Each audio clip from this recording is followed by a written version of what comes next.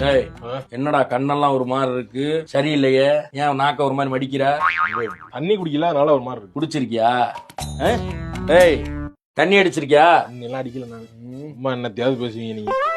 மது அருந்தி விட்டு நான் மது அருந்தவில்லை என்று சமாளிக்கும் மகனை எவ்வாறு கண்டறிவது?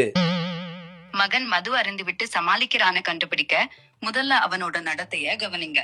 கண்ணு சிவந்திருக்கா, பேச்சு தடுமாறுதா, வாசனை வருதா, இல்ல பதட்டமா இருக்கானான்னு பாரு. நேரடியா கேள்வி கேட்காம அமைதியா அவனோட பழக்கங்களா, எப்போ போறான்னு, யாரு கூட இருக்கான்னு கண்காணிங்க. மது பாட்டில்கள் கேங்கள் வீட்டுல மறைச்சு வச்சிருக்கானான்னு செக் பண்ணுங்க. பாட்டுல பூரா வீட்டுக்கு பக்கத்துல தண்ணிய போட்டுவிட்டு வந்திருக்க அன்னைக்கு. இருடா இன்னும் கண்டுபிடிக்கணும்டா. சயின்டிபிக்